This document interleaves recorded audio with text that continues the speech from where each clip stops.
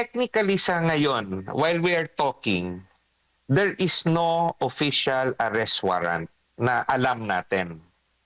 So, yung desisyon ni Senator Bato, personal niya yung desisyon. Hindi ko masasabi na tama, hindi ko rin masasabi na mali. Bakit ko sinasabi yan? Si Senator Bongo, nasa publiko naman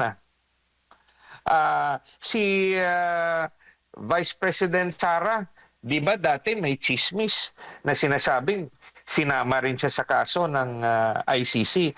Pumupunta pa nga sa Hague si Vice President Sara.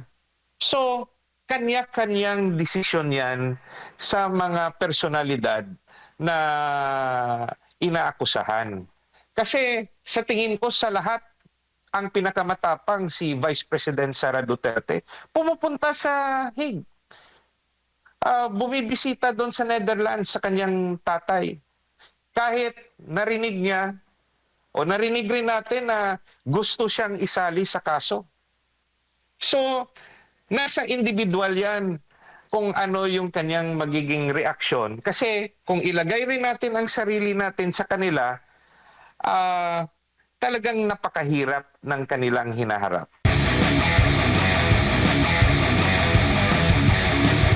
Attorney, ano bang reaksyon ninyo hinggil nga po dito sa naging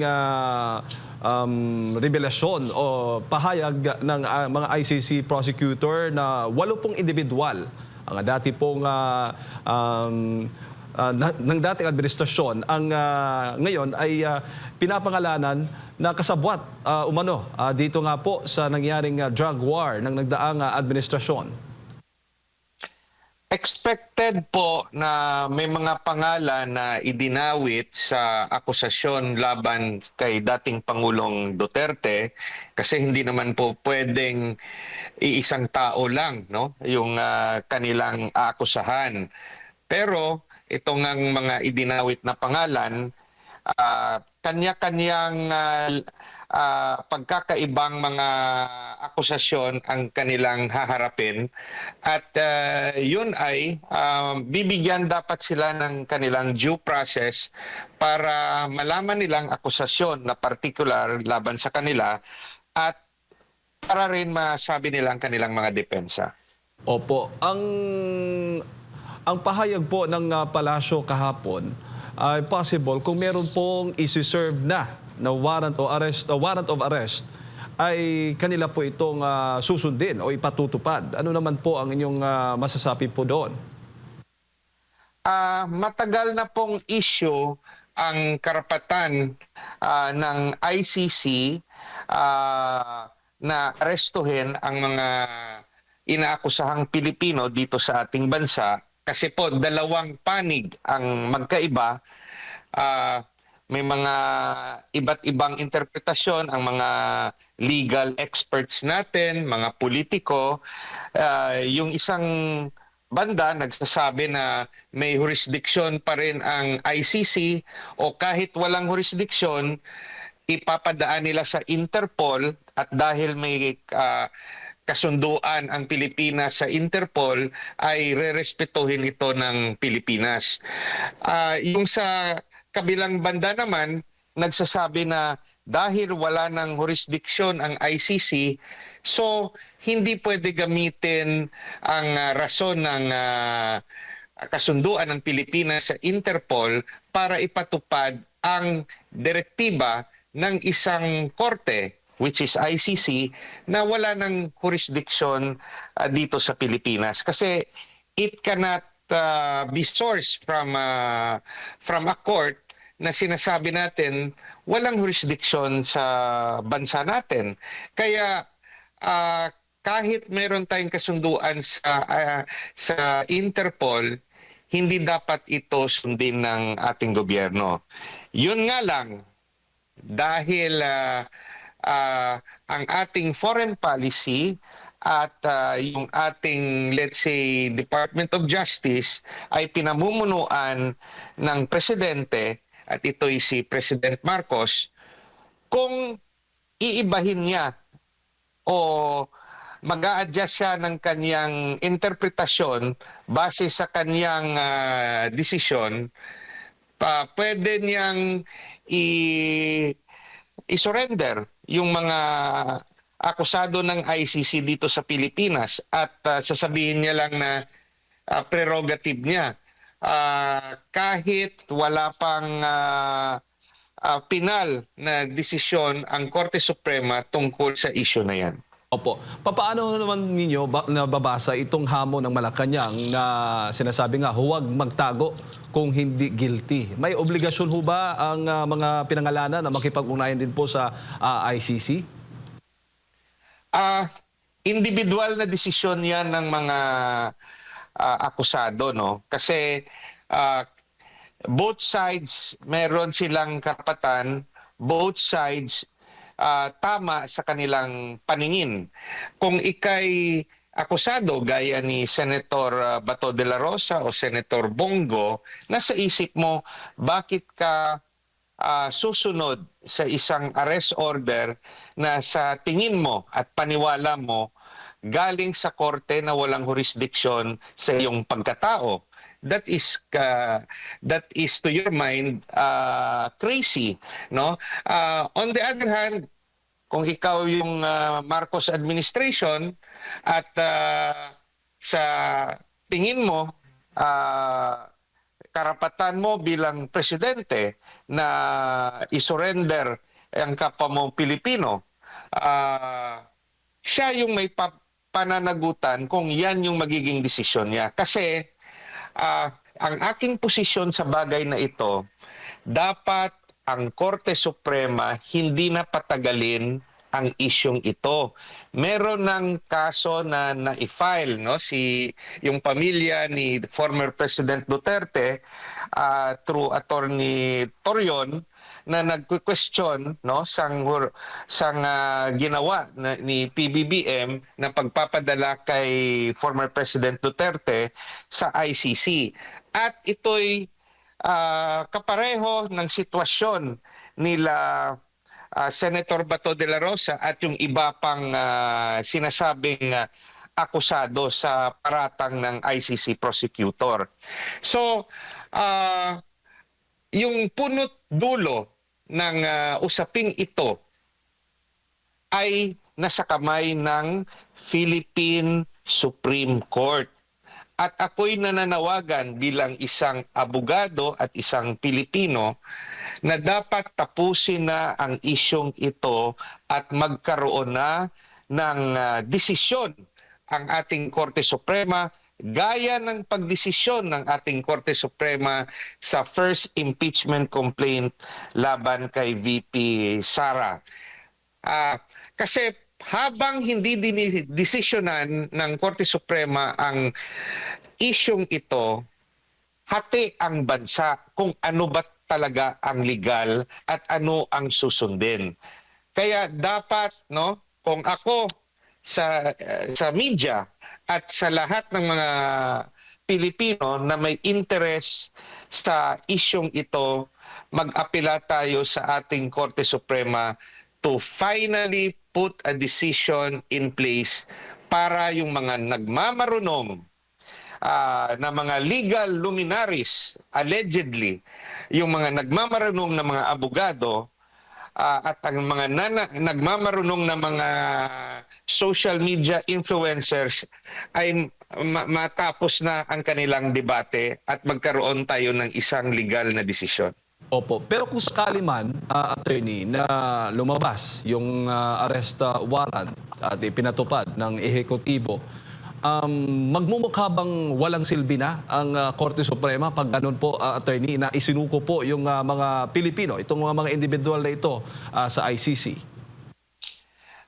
Ang personal kong opinion, sana nga, no, nung umpisa pa lang, nung naghingi ng injunction at restraining order ang pamilya ni dating Presidente Duterte at ni President Duterte mismo, sana mabilisan ng inaksyonan ng ating Korte Suprema ang bagay na ito. Ito'y isang national issue. Hindi ito nagbibigay ng legal stability at kasama na rin ng political stability sa ating bansa.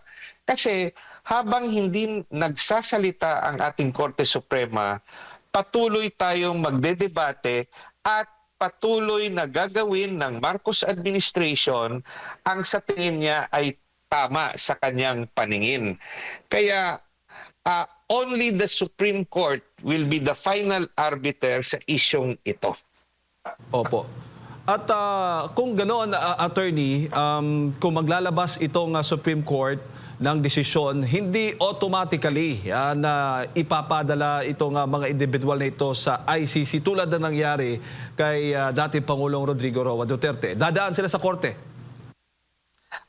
Kung yan ang magiging desisyon ng Supreme Court, kasi kaakibat niyan, expectedly, dapat, no, if we follow the legal process, kasabay ng desisyon ay yung injunction order o yung restraining order. Kasi kung desisyon lang, sasabihin ng Korte Suprema, yung gaya sa nakaraan, nga yung mga magkabilang parte ay magbigay ng kanilang opinion at komento sa petisyon, ay hindi yan yung desisyon na inaantay natin. Yung dapat, no, pending the final decision of the Supreme Court, magbigay sana, at ako'y nag-aapela, na para hindi magiging moot and academic ang kanyang desisyon at napadala na ang mga senador natin sa ibang bansa, magdesisyon at lagyan muna ng temporary decision ng restraining order at injunction. Kasi it will be water under the bridge. It will be a paper judgment. Pag sa dulo, sasabihin ng Korte Suprema, hindi sinunod ng PBBM administration ang konstitusyon, lalo na sa tinatawag nating basic principle of due process, na dapat hindi mawala ang karapatan ng isang tao habang hindi siya nabibigyan ng pagkakataon na harapin ito sa ating sariling korte. So basically, no, yung kung akong tatanungin, despite the different laws being presented and interpreted by the different legal personalities, babalik pa rin ang Korte Suprema sa konstitusyon natin. At dito nila babasehan ang puwersa ng kanilang desisyon sa aking palagay due process clause ng ating konstitusyon. Kasi paano ba naman na magkaroon lang ng isang order galing sa isang korte na banyaga na sasabihin inaaresto ang isang Pilipino sa sarili nating bayan, ay pikit mata na lang ang ating Korte Suprema at hindi mabibigyan ng pagkakataon na i-challenge ang foreign order dito sa sarili nating korte. So, the Supreme Court sa aking tingin ay babalik sa basics, babalik sa due process clause ng ating Constitution. Opo. At bukod sa Supreme Court, yung Senado ho ba? Dahil ilan nga doon sa mga individual ay mga senador ang pinangalanan. May immunity ho ba yung mga senador? Pwede ho bang pigilan ng Senado ang ICC na arestuhin yung mga senador na involved dito sa pinangalanan ng ICC prosecution?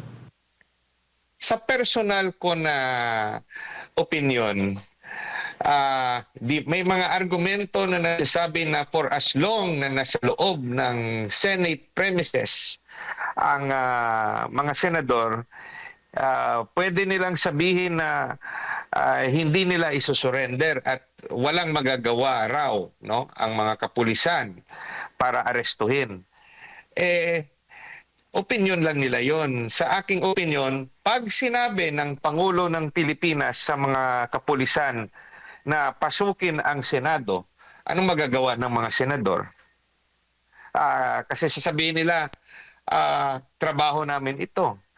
Equal branches of government, trabaho nyo yan, but your office will not stop the Philippine government from doing its job arresting whoever the government wants arrested. So walang magagawa ang Senate leadership kung ang presidente ng Pilipinas pipilitin na pasukin ang Senado. Bakit ko rin nasabi yon? Kasi kung may magrereklamo na sasabihin kalabisan ang ginagawa ng Marcos administration, sobra ang ginawa ng kapulisan ng pinasok o papasukin ng Senado, sino magdedetermine kung may criminal offense na nangyari? Di ba ang DOJ at ang ombudsman? So sa practical na usapin, tayo lang nag-uusap ngayon dito. Pag sa tingin ng magrereklamo, mali ang ginawa ng kapulisan at pinasok ang Senado, sa kanino sila magrereklamo? Di ba sa ombudsman at sa DOJ? At sa tingin nyo, sinong papanigan ng ombudsman at DOJ kung usaping ICC ang ating gagawin sa ngayon?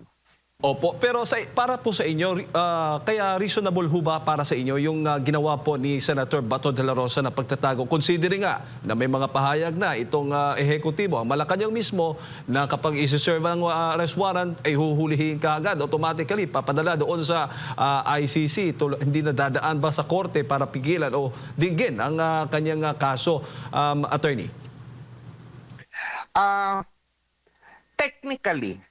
Technically sa ngayon, while we are talking, there is no official arrest warrant na alam natin. So, yung desisyon ni Senator Bato, personal niya yung desisyon. Hindi ko masasabi na tama, hindi ko rin masasabi na mali. Bakit ko sinasabi yan? Si Senator Bongo nasa publiko naman si Vice President Sara, di ba dati may chismis na sinasabing sinama rin siya sa kaso ng ICC. Pumupunta pa nga sa Hague si Vice President Sara. So, kanya-kanyang desisyon yan sa mga personalidad na inaakusahan. Kasi sa tingin ko sa lahat, ang pinakamatapang si Vice President Sara Duterte, pumupunta sa Hague. Bumibisita doon sa Netherlands sa kanyang tatay. Kahit narinig niya o narinig rin natin na gusto siyang isali sa kaso. So, nasa individual yan kung ano yung kanyang magiging reaksyon. Kasi kung ilagay rin natin ang sarili natin sa kanila, talagang napakahirap ng kanilang hinaharap. Opo.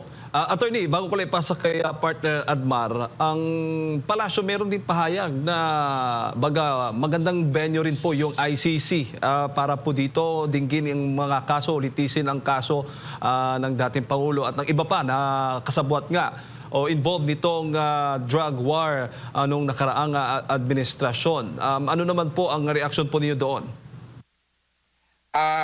Binabaliktad lang ng palasyo ang sa aking palagay ang dapat naging posisyon ng ating Philippine government. Kasi sa aking personal na opinion, kung may akusasyon na pagmamalabis sa drug war na ginawa ni dating Pangulong Duterte at ng Philippine government, ang dapat na challenge ay dito sa ating mga korte. At ang pinal na desisyon ay sa Korte Suprema. So, yan yung sa aking palagay. Sinasabi nga ng Philippine government na nung ibang opisyal,